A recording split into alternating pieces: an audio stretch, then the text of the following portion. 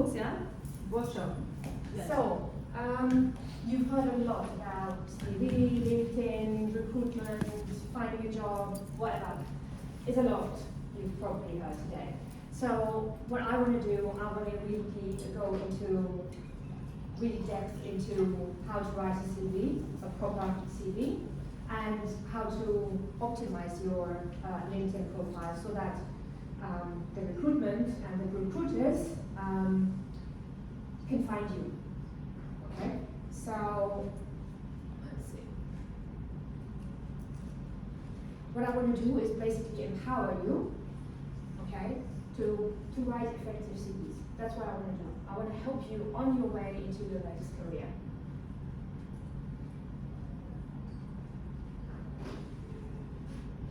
Yes. The CV. So you all have a CV? Yes. All of you? When was the last time you reviewed it? Maybe yesterday. Yes. It's always there in background. Okay, so good. Okay. Right. I call it the dreaded CV because everybody who comes to me, and I do this a lot. Oh, I hate my CV. I dread looking at it every single day, and I can't do this anymore. I don't know what I'm doing. Blah blah blah. I hear all the sorts of stories. So, no, right? Okay. So these are just a few tips of what to write and how to write. I go into a lot more depth on this.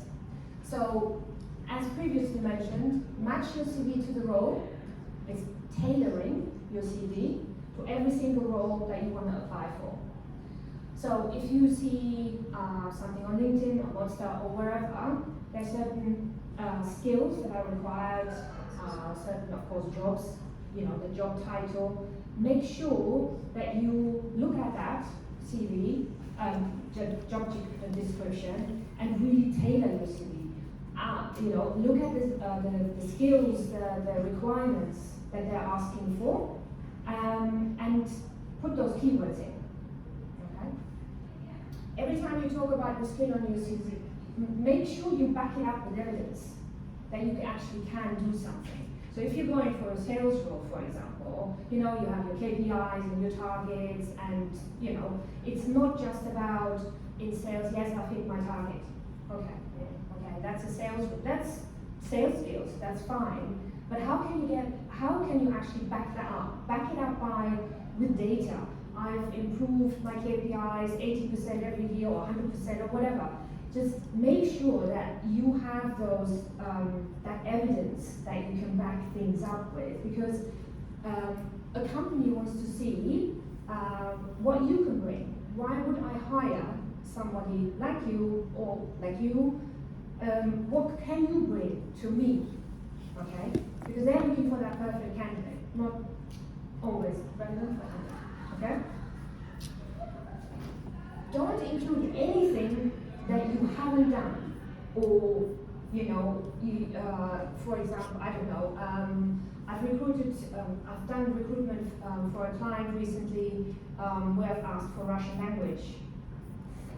95% didn't click that. So, and I've chosen one who actually did say, yes, I speak Russian. Okay, in the interview, didn't even know a word of Russian. So. Don't ever put anything in your CV that you cannot talk about, you have not done, okay? So always make sure, don't lie. Don't ever lie on your CV. I've seen it countless times, okay? Avoid using the first person throughout your CV, I, me, my. Always in the third person. Talk about yourself. You know, I volunteered for 3 months instead of I spent, okay? Avoid numbered scales on it. You and your player will have very different ideas of how proficient you are. So if, for example, language skills, proficiency, I don't know, you think out of 1 of 10, yes, I'm proficient in it, and I'm 10 in that scale. Yeah, but the employer will not know what kind of scale it is, because it's your own scale, okay? So don't do that. Don't ever do that. Research the employer. So if you see jobs that are on LinkedIn or wherever, look at the company, Is that a company that is relevant to your industry, you know, where you want to be, where you've been in the past? Is it somebody you want to work for? Look at their, for example, about page, look at the people who work there, read up on them, articles, whatever you can find. Is that a company that, you know, you may fit in or may not fit in? So always do that research beforehand.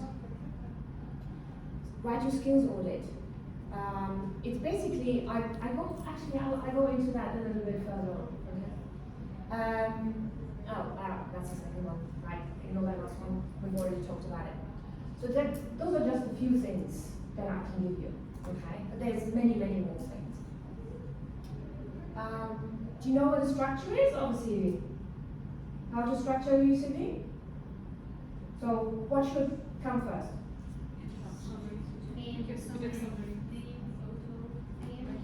Name.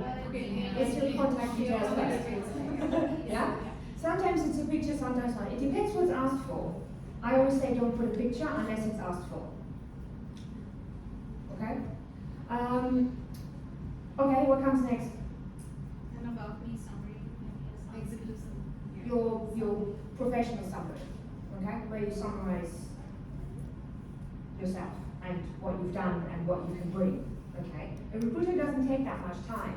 You know, the ladies before me, they don't spend that much time. Yeah, they don't look like on it like, oh yeah, they read it to the last page.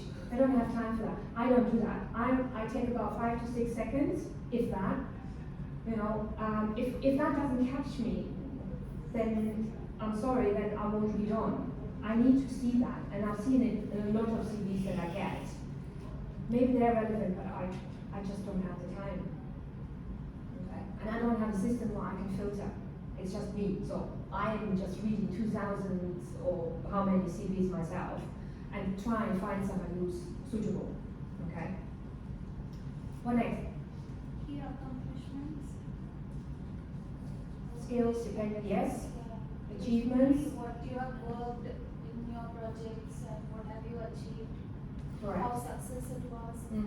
Okay. What next? Your key skills. Okay. What next? Experience. Okay. What next? Education. And Always put yes, exactly. Now in other countries, that's the other way around. For example, in Germany, you put your education at the top, and you start with the first job you had, and it goes to the last job. You're actually now in a job. Here it's different. You start with the job that you're actually in and work backwards. Yeah. So different countries have different requirements. Okay. Anything else? What might else? certifications. Yeah. Yeah. So basically, contact information, professional summary, key strengths and competencies, achievements, very importantly achievements, professional experience, education, and then any certifications, professional certificates that you have. Hobbies, nobody's going to look at it, to be honest. Sometimes, depending on maybe the company, I've recruited someone I recruited for a company not long ago. They wanted people that were fun, you know, really open-minded and, you know, having fun on a Friday, playing billiard in the office. So he wanted to know what people's hobbies were. So I had to look if there were any hobbies on CVs. I'd never done that before, so it's like, okay, well, that was fun. And also the interview was very fun. So there's the very structured ones, or there's ones that are like, yeah, I'd like to talk to you. You know, I do that. I talk to my candidates, you know. So it breaks the ice as well. Yeah, so that's the CV structure. Very simple. Keep it, you know, structured. That's most important. Excuse me, I have a Yes. question actually. Regarding the experience bit, how far back do you go? Like, especially if you've been in the industry for say 10 plus or something, like how far back? Because otherwise we just keep listing different experiences. So what is the right way to go about doing that? So what I do, what I always say is 5 years and then whatever is before that, Yeah. I would just say, just do the headlines, not in detail. Just previous summary, previous experience. Just put the names of the time, the where you worked and the dates, Yeah. but don't put any information because nobody's interested in that. What if like your CV is functional, but like maybe when you started out it's relevant to your existing role, but maybe midway you have to switch for whatever reason, that's not relevant, but the next one is because life circumstances do come in the way, right? So how do you kind of put that in that kind of order? Yeah, it's a difficult one to be honest. And also, for example, This is a tough question, I know. it's a very tough question actually, but no, I mean, I would still say, I mean, if it is relevant, yes, I would say Yeah.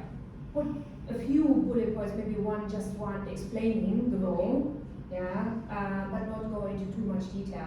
But to be honest, really, 5 years, that is sort of the relevant experience. I mean, for example, in Germany again, they see all the, and because age discrimination is a big thing. Okay, so my husband was looking for a job in the UK. He was 55, 56, and he was being told, oh no, the commute would be too much for you, or oh no, it's a young team. All of these sort of things is like, okay, come on. You're discriminating against his age. And also when you put your CV and you put your experience, of course, recruiters will see your age, but they shouldn't discriminate against your age. Sometimes it happens and sometimes it doesn't. But really here, it depends on the role also. It depends on the role. It depends on the role. Yeah, it depends on the role. Sometimes experience is also a good value, right? Because Yes, it's of course. managerial capabilities versus Absolutely. something new. Yes. It also depends on the companies. Yes. Probably your earlier companies were one of Fortune 500 companies, the MNCs, or which really give a value to the CV. You would want to describe that more. Exactly. So, okay. Yeah. Do you know what a skills audit is? Have you ever heard of the term?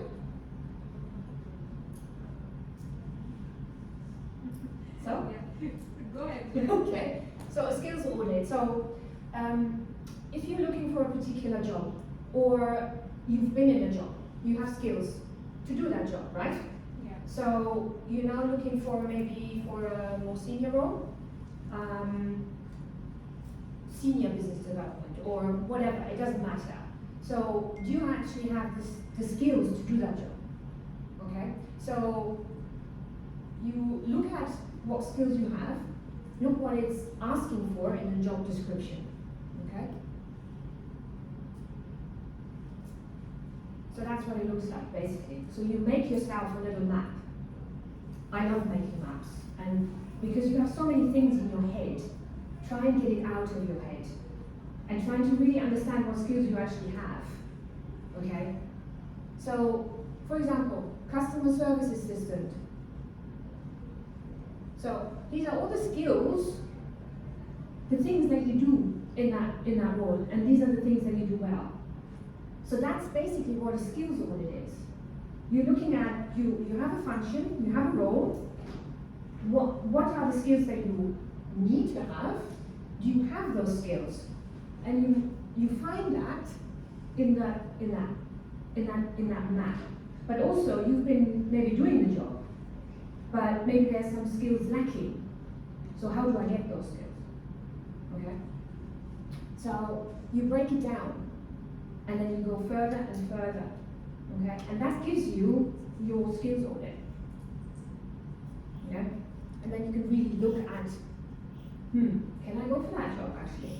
I don't actually, maybe I did it maybe 6 months ago or 12 years ago, but am I still relevant for that job? What do I need to do to gain those skills? Is there specific, courses I need to take to get those skills? Do you need to take those courses to actually give you those skills? Or do you actually already have them, but you're not quite sure that you have them? And that's why this is so important.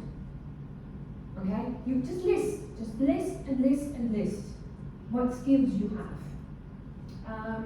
I did some work, I actually did a lot of work with Emirates airline crew when they were all let go, during COVID. And I had a lot of questions about, yeah, but we're just aircrew. What do we do? You know, I sit them down, it's like, okay, write down what you do every day. And then all of a sudden it was like, okay, customer service, management, training, all of these things came out and they were like, oh, light bulb moment. It's like, oh yeah, we're doing all these things. Okay, what can I do with that? What jobs can I go for? But they didn't actually realize that they had all the skills to do something completely different and not be just classed as airline crew. Because it's day in, day out, day in, day out. They do the same thing, but actually they can do the same job as the customer, in any role. I've seen people go for sales jobs, for trainers, for customer service, office managers, So there was a lot of good that was coming out of that because it made them realize they're not just air group, but they're actually more than that. Okay? Gave me a lot of satisfaction to have that, to do that actually. So that's the skills audit. Finding unique selling points. Somebody mentioned it earlier, your unique selling points. Because really you are selling yourself. It's horrible to say, but when you're going for a job, you are presenting yourself. And you need to tell that person, to that recruiter or to the hiring manager, why should I hire you? What can you bring? So what are your unique selling points? So you identify, you first need to understand what the company is looking for. What is the company looking for? You have a job description. Okay? So once you identify that, what are the next steps? Is to look at what skills you have. Do I actually have the skills to do that job? Okay?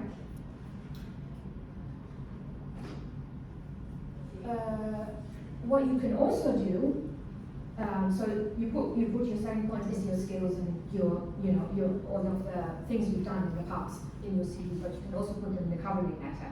Covering letters is well, sometimes yes, sometimes no. I'm still on the fence about covering letters. When it's asked for, of course, you have to do a covering letter, but you can really go overboard with those USPs in the cover letter if it's asked for. If it's not asked for, then don't bother. Write about your USPs in the why. Why? We heard this word why all day today. Why do you have to do it? Okay? There's a little structure here that I put. So, your USP, my in-depth knowledge of computer science and excellent customer service skill. So, I'm really good at computer science and I've got really great customer service skills. How? The evidence. Through 3 years working as customer alongside a BSc. So this is how you gained that experience. What value does this bring to the role? What can you do? Why? Will enable me to effectively provide IT support in the role of support officer. Okay? So, specific set of skills, measure achievement, of course, measurable, everything has to be measurable. An award you won, maybe, I don't know, you've won certain awards, mention them. If you're really proud of them, mention them, if they're relevant. Okay? Or it's a combination of all of them. So those are unique selling points. Yeah? It's your skills, your achievements, all of the things that you want to talk about in your interview, in your CV, and what you want to talk to your new manager, perhaps. What he can expect of you.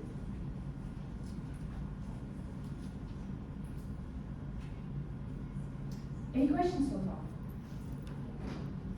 If my project won an award,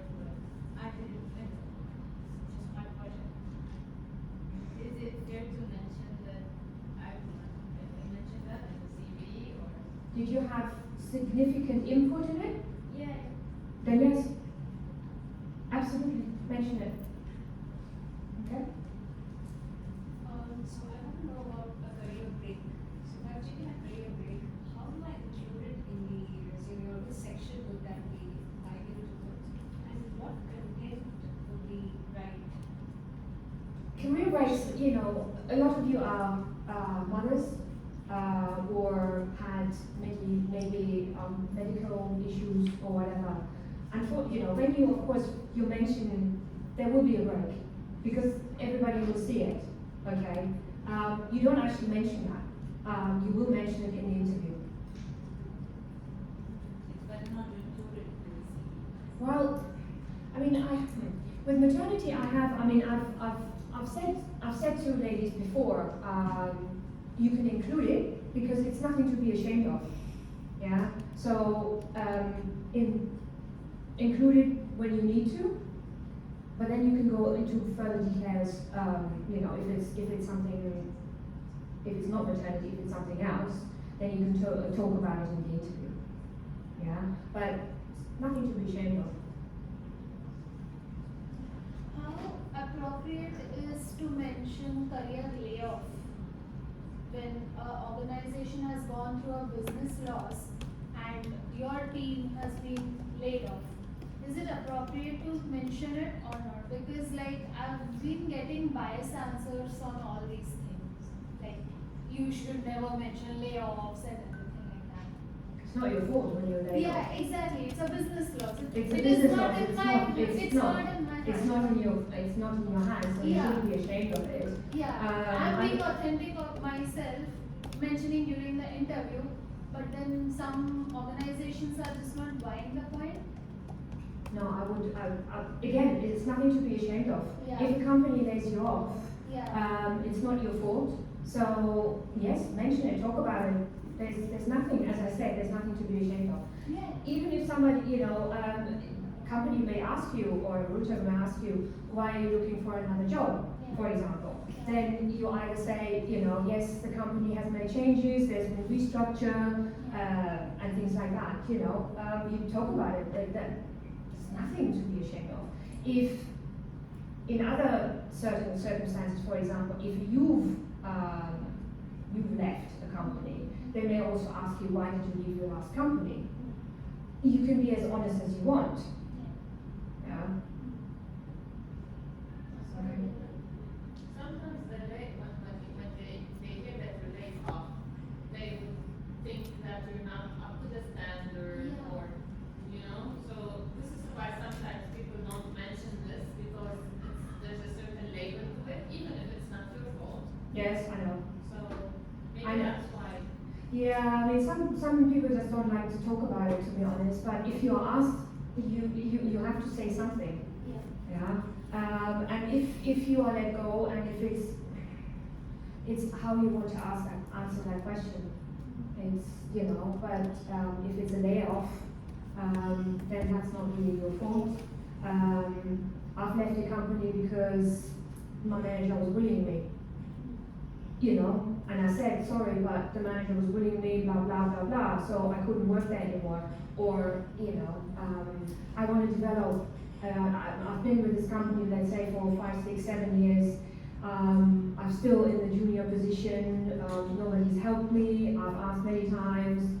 I've had that as well, where, you know, they were very honest about it and said, I want to progress in my career, I'm still young enough, I want to have a career, blah, blah. You know, so is it how honest you want to be? But of course, you always have to be honest, of course. You can't lie. Can I just add something to it? I think it's more about it is in transition, and there are some traditional organizations and people with that mindset where they do feel this way. Whereas I know of some younger people in the workforce who are just waiting to get fired because okay, the company will give me more, and I know my value and worth that I bring in, and I'm happy to be fired. Yeah. So it's both. It's what works for you. There is no one right. Yeah, there's no one right answer. Yeah, she's right. There's whatever you want to make of it, to be honest. Yeah, it is really difficult to answer that question. Yeah. you know. Yeah, that's, I'd just say honesty is the best policy. Yeah. Because the company is likely to take a reference on you. If you say, oh, I resigned, there's no progression, and then they take a reference, and then, oh, this person's being redundant, they'll find out. So there's nothing wrong with loads of people get made redundant all the time. Dubai companies are always restructuring. So it would be happy to talk about it at some point. If it happens again and again and again, it's like 5 times in a row, and people might question it more than once, then don't worry about it. yeah, I think it's mentioned. How you perceive it, it can also be a learning opportunity for you to see that, okay, these are the kind of organizations where, it's very volatile. Should I be going in for a similar industry or a similar organization, or should I choose a more or established one? Yeah. That's also a choice and a Thank you all. And I also think it depends how you position yourself, like how you stand, in front Yeah. of people, like what image, what you convey to them, what's the message, will be like, Exactly. It's the body language. That's Yeah. why that's what I have from also. Let's cover the start. Okay. This is talking about bullet points in your under your experience. So a strong word. You start with a strong word that has impact. How is how you did that? Your skill, okay, and the evidence that we basically did before, talked about before. And this is really important. Don't just list the things that you do every single day in your job. Somebody who's recruiting wants to see, as I said before, what you can bring to the company. So if they were hiring a business development manager, usually there's KPIs, there's commission, all of these things is very important to them. So what they want to see is, right, okay, you had a business development role in another company, you haven't listed anything. So you just said business development, went out to clients, took them to lunch, do this and do that. That's what a business development manager does, okay? That's what they do, they find clients. But what did that bring, okay? So, brought in sales of X million, whatever, in 6 months, or, brought in, 20, 30, 40, 50 clients a month. This is what you provide as the evidence, okay? Make sure that you provide that, not just listing what you do every single day, but that's what they want to see. Or you introduced a new marketing system, by doing X, Y, and Z, which was then used by the whole company or the whole group of companies, whatever. Yeah. So all of those kind of things are measurable. Okay. That's what they want to see, data. Okay. Some active words: adapted, analyzed, collaborated, composed, created, demonstrated. All of those kinds are really active. Okay. Develop networking skills through collaboration across acquiring specific blah blah blah. So implement excellent through using SVS to analyze. Those are some sentences in there. Okay.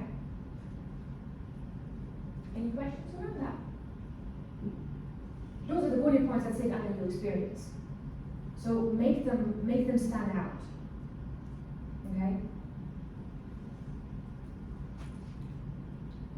This is the achievements. These are just two achievements that I had from 2 CVs. Increased occupancy by 19.6%, blah blah. There's a lot of information in that because this lady did a lot. Yeah, she's introduced. I don't know what else. Led 100 million branding project, blah blah. So she was very proud of those achievements. Yeah. So this is what I'm talking about.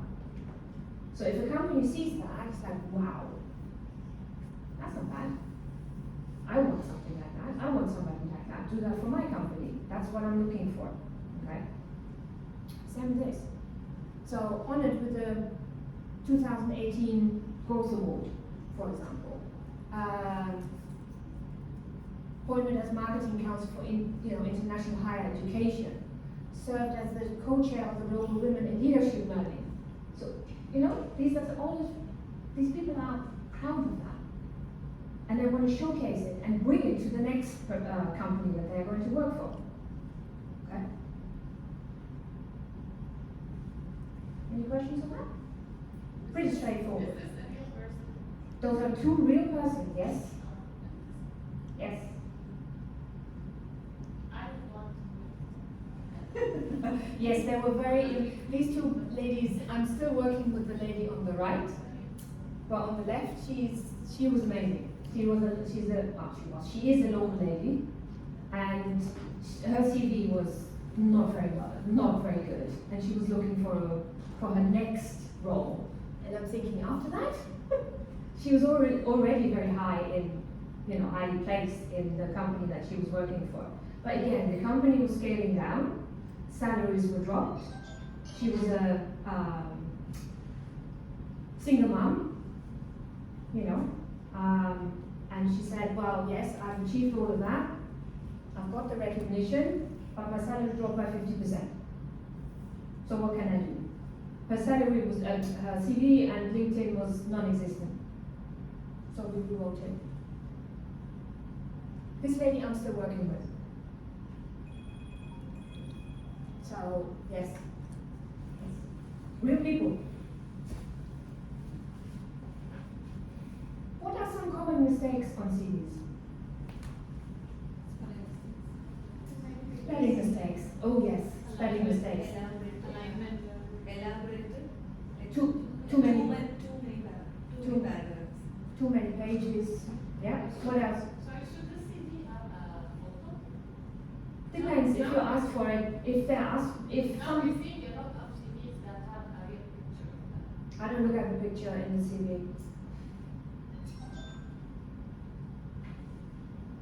Yes.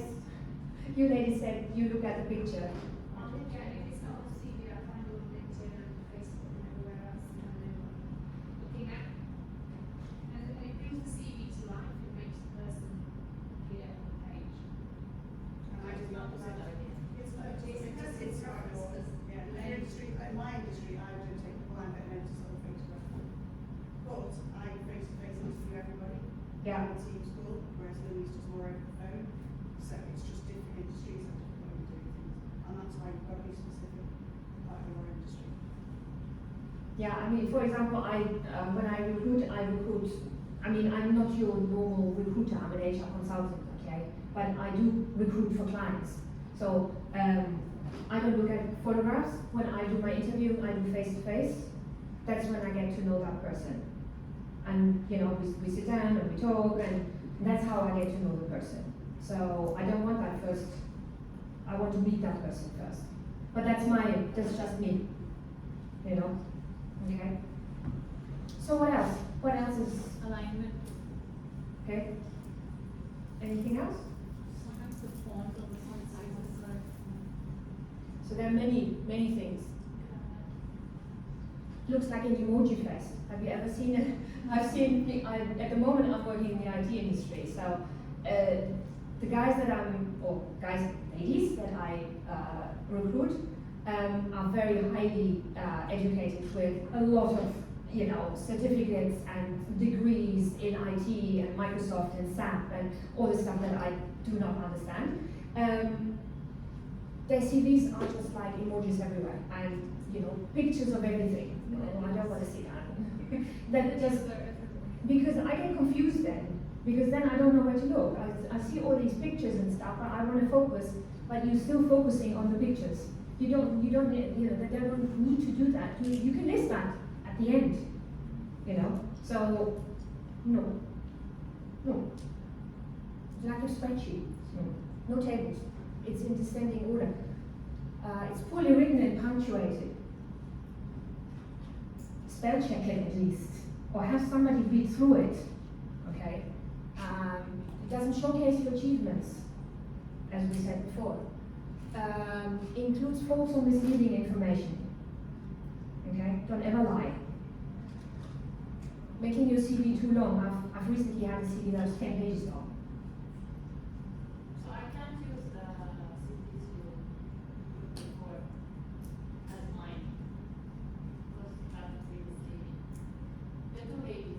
Yes? I can choose their CVs as mine. That would be the CV. Yes. Yes. You have to find your own achievements.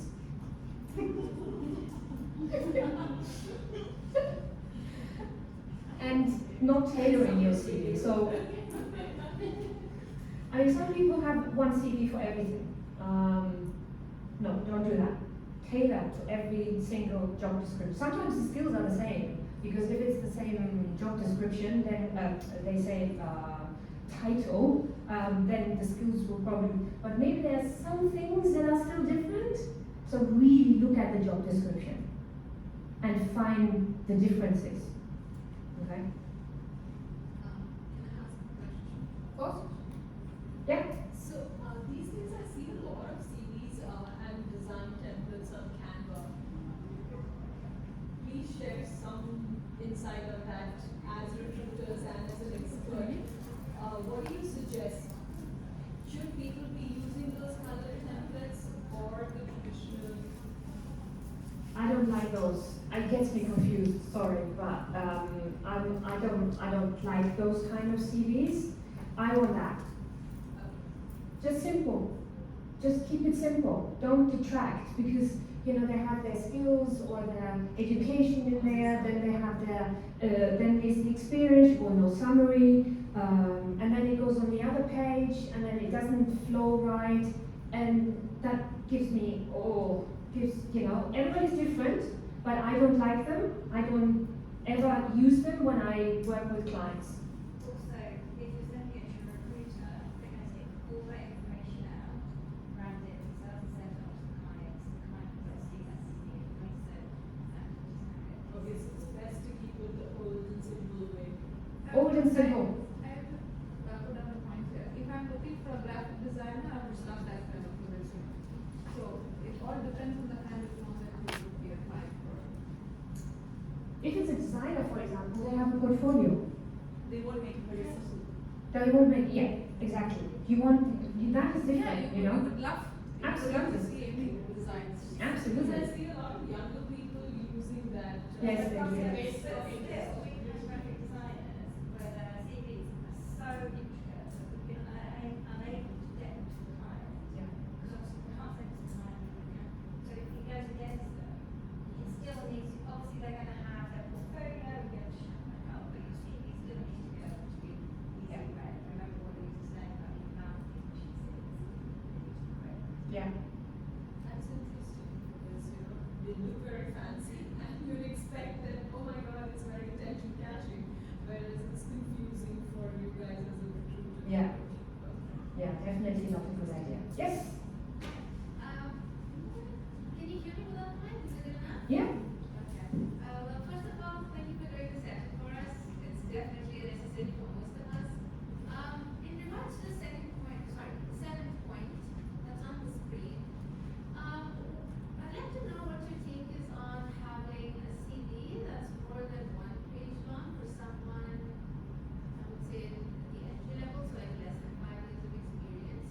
Because honestly, when you look at career coaches online and you are taking in their advice, pretty much majority of them, they tell you to keep it 1 page long, exclusively, unless you've got like 10 plus years of experience, in which case you can take it to the second page. But I feel that just sticking to the second page, which is the first page, you miss out a lot of details of what You you do. could possibly add if you would get the space for the second page, because 1 page is only so long. Mm. There's only so much you can put in there. Yeah. And it also, like for me personally, where I get confused is where, now what do I add, what do I not add? Because there are all these tasks that I've done, these are all these accomplishments I've got. Sure, it may be relevant for the role, but just so that I can strictly stick to 1 page, what do I put in? I always say keep it to 2 pages, to be honest. If you're entry level, yes, it's difficult to fill 2 pages with because maybe you haven't had that many jobs, then stick to 1 page. But if you're like 5 years plus, 2 years is 2 pages is probably enough. I mean, as I said, I had a CV with 10 pages, but they went really overboard and listed all their projects and how they did on the projects and all sorts of things. But you know, sometimes it's just not necessary. But yes, you stick to the achievements that are necessary, and whatever you cannot fit onto the CV, you talk about it in the interview. Yeah, that's when you really go and explain, you know, whatever the questions are. It depends what the recruiter is gonna, or the hiring manager is gonna ask you. You know, everybody does interviews differently. Yeah. But most of them, yes, will probably ask you, you know, about, you know, what can you bring to the table, you know, or what, yeah. So, stick to 2 pages, I think. I always look at, you know, when I do CVs, 2 pages, and that's sort of what I've been learning about, and, you know, in my time. So, yeah, just 1 page difficult, really, but 2 pages I think is best. It's ideal, right? Having 2 pages would be ideal, correct? Yeah. If I have only highlights of your career, not all the positions, just like highlights of the first 5 years, does that give the wrong impression that I only have that experience? I don't have like more experience than that. What do you mean by only half? You have more experience, but you only Well, highlight 5. Yeah, I only highlight the 5 most relevant, but I have more experience than that, but I just don't put it in the CV. Well, what I usually do is just add them at the bottom as your previous experience. So if it's more than 5 years, just list the job titles and from when to when. You don't have to go into detail for that. So it's only the 5 years that it's really relevant, to be honest. But it doesn't give the wrong impression, like, No. I only have those 5 years. No, because you're still giving the other jobs in your CV and the years, so it still gives you more than just 5 years. You're just 5 years you're listing out and giving your achievements for that. But the rest of them, they were, you know, the beginning of your journey into your career, you know. But really, if you're going for a senior position, it's only the relevance are the first 5 or the last 5. I've been in positions where I was hired, but then the hiring manager would tell me, we will treat you as 7 years experience. We will scrap those like early 4 years because it's not relevant. Okay. Like, how do you Okay, interesting. yeah, I've had that experience once. Really? Like, how do you respond to that? I didn't know how to. No, I've never heard. I mean, I've never come across that, to be honest. Yeah. No. They were obviously trying to lowball me, but they can just lowball me without saying that. Yeah, but you still have that experience, so they can't take that away from you. So Yeah. whether you have, you know, because normally what the job description always says, sometimes says, excuse me, how many years experience you should have or should bring. Excuse me. 3 to 5, 5 to 10, 10 to 20, depending on, you know, the level of the role. If you have that experience, sorry, but they can't take that. You've done that. You've been in a career for 10, 15, 20 years. So why would they only give you that 7 years? So I don't quite understand that, but no, I've never come across that. I don't know. Have you guys come across that at any stage? No, it's about the number of relevant years of experience. So if you have changed your if you started off as a teacher, and you were a teacher for 20 years, and then the last 5 years you're an investment banker, they're not going to count your latest job as, you know, you've got 25 years experience, right? And also, I would say, if someone puts you on the spot and says, oh, you've only got 7 years experience, you could say, well, it's not about the number of years experience, it's about what you do with those years. And there might be other people who have got 20 years experience, it doesn't mean that they're effective at anything.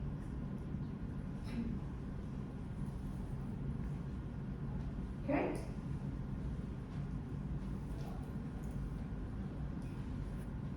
That's what we've been talking about. You know, want to get hired? You know, then showcase yourself. you know, make yourself stand out from the crowd. Yes, you are competing against many, many others, but I like the, idea with the plant. That's a good one. But I actually have hired 2 people that gave me their CVs directly through, they came to the reception, left their CVs, and I hired both of them. So, there's go and do stuff that is different, because that makes you stand out. Ooh, we've talked about this before. Applicant tracking systems.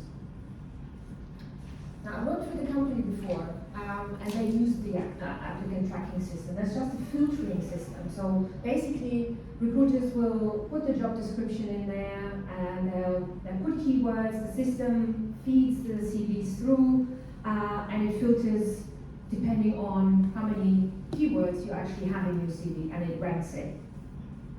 And it gives a scale. I think every ATS system is different. You can make it whatever you like, and it filters it. And a lot of the times, if your CV is not in the right format, if it's not the right font, if it's lots of pictures on it, it gets filtered out. Although maybe you are the best candidate for the role, it won't get anywhere because the system is not dealing with that properly. So I keep it simple, keep it, structured, okay? And I can understand why people use this, because, when I recruit, I get thousands and thousands, and there may be 1 or 2 people that are buried on page 20, I don't even get to them. This way, yes, it's good, but also not so good, because maybe a lot of them will be left out and can't get anywhere.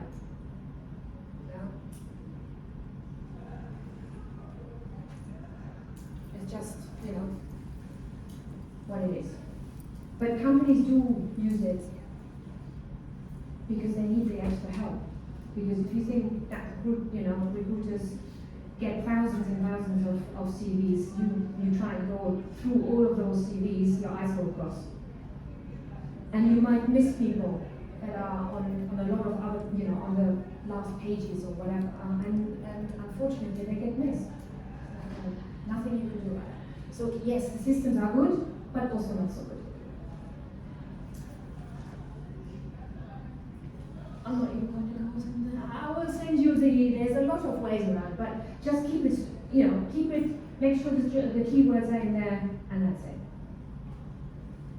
Oh, we haven't even touched LinkedIn yet. LinkedIn. So everybody has a LinkedIn profile? Yeah. You need to optimize it. You make it stand out. Okay. Nice picture, smiling. It's your strongest tool of really going out there and selling yourself and really promoting yourself.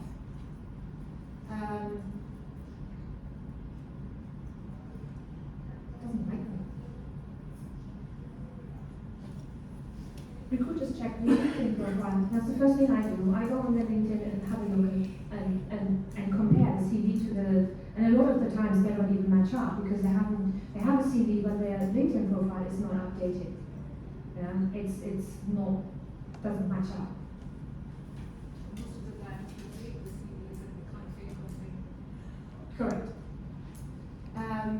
There's different courses you can take, lots of things, brilliant articles, companies that you want to work for. You can position yourself as a professional and an expert in your field. Share articles, follow people, comment, as we talked about it before. Very important, especially when you are looking for jobs. LinkedIn summary, tell your story, different to your CV. It makes you stand out again. Talk about what you've achieved, what your passions are. It's your spotlight. So that's what I look for. That's what I'm looking at. A lot of times people don't have that. They have just the experience. I like reading these. these are two, again, real people. Not going to go through them, but you know, I think myself as an architect of business, bridging the gap between technology and business. You know, he's really, you know, showing up, showing off. So just two different.